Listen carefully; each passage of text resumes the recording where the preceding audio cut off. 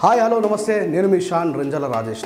సమాజం పట్ల అవగాహన కలిగి సమాజంలో జరుగుతున్న అన్యాయాలపైన ఎప్పటికప్పుడు పాటలు రాస్తూ పాడుతూ సమాజాన్ని జాగృతం చేసేటువంటి బాధ్యతలో ఉన్నటువంటి మేము ఈరోజు కూడా అలాగే ఒక బాధ్యతతో మీ ముందుకు వచ్చాను.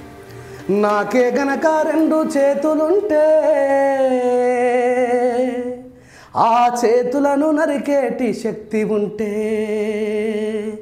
నాకే గనక రెండు చేతులుంటే ఆ చేతులను నరికేటి శక్తి ఉంటే, మనిషి నా ఒంటిని తాకేటోడా,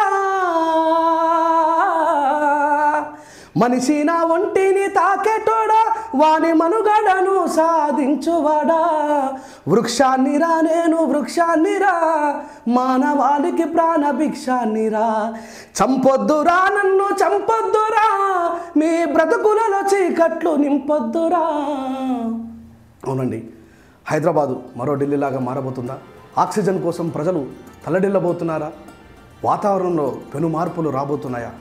వికారాబాద్ జిల్లాలో ఉన్నటువంటి ఒక దట్టమైన అడవి ఇండియన్ నేవీ వారి రాడార్ కేంద్రం కోసం 2900 ఎకరాలు కేటాయించి 12 లక్షలకు పైగా ఉన్నటువంటి చెట్లను నరికించబోతున్నారు. ఇది ఎంతటి దారుణం!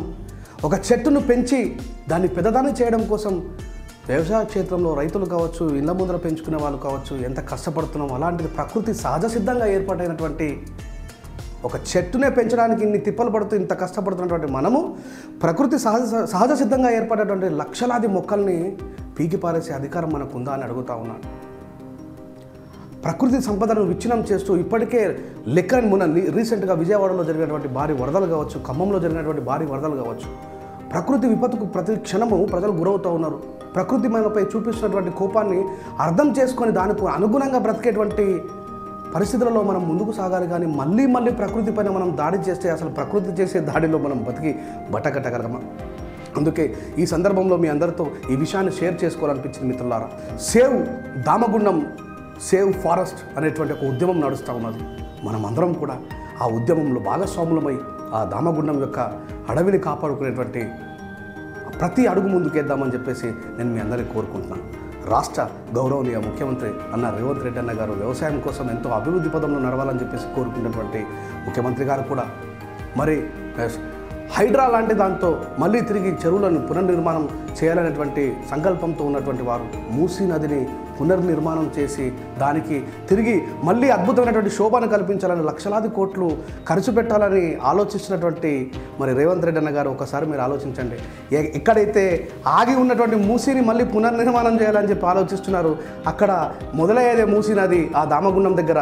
మరి అక్కడ మూసేసిన తర్వాత ఇక్కడ మూసీ నది యొక్క ప్రాజెక్టు నిర్మాణం చేసి ఏం చేస్తారని చెప్పేసి ఒకసారి మీరు ఆలోచించాలని చెప్పి ప్రయత్నం చేస్తూ ఉన్నాను. మీరు కావాలనుకుంటే అది తప్పనిసరి పరిస్థితి అయితే ఇంకెక్కడైనా పెట్టండి, కానీ పచ్చని ప్రకృతిని ధ్వంసం చేసి అక్కడ న్యావీ వాళ్లకు రాడార్ కేంద్రం ఏర్పాటు చేయడం పట్ల మేమందరం కూడా హర్షణీయంగా లేము, మేమందరం వ్యతిరేకిస్తున్నాం. సేవ్ దామగుండం, సేవ్ ఫారెస్ట్ అనేటువంటి ఉద్యమంలో ప్రజలందరూ కూడా భాగస్వామ్యం కావాలని చెప్పేసి భవిష్యత్ తరాల కోసం ఒక అద్భుతమైనటువంటి వాతావరణాన్ని మనం అందరం కూడా అందించే బాధ్యత. మనం చెట్లని పెంచి పోషించే శక్తి లేనప్పుడు ఉన్న వాటిని కాపాడుకుందామని మనస్ఫూర్తిగా కోరుకుంటూ దీనిపై తెలంగాణ గవర్నమెంట్ అయితే మిత్రులారా, ఈ నేవీ రాడార్ స్టేషన్ కోసం ఏర్పాటు చేసినటువంటి పనులు ఇప్పుడే ముమ్మరంగా కొనసాగిస్తున్నారు. ఆ 2900 ఎకరాల అడవి చుట్టూ ఒక ప్రహార గోడను ఏర్పాటు చేయబోతున్నారు. దీనివల్ల అందరికంటే ఇమ్మీడియట్గా ప్రమాదం ఎవరికో తెలుసా? 60,000 మంది పశు కాపర్లు పశువులను కాస్తూ బతికే వాళ్ళని ఆ అడవిలోకి రావద్దంటున్నారు. కొన్ని లక్షల పశు సంపద తినడానికి గడ్డి లేక చనిపోతాయి. మరి ఒకవైపు చాలామంది ఆవుల్ని దేవుడిగా మొక్కుతున్నటువంటి మన సందర్భంలో వారందరి మద్దతును కూడా తెలిపి పోరాటం చేసి ఆ ఆవు మాతల్ని కాపాడుకునే పోరాటాన్ని కూడా ఈ అడవి మాతతో పాటు మొదలు పెట్టాలని మనస్ఫూర్తిగా కోరుకుంటున్నాను.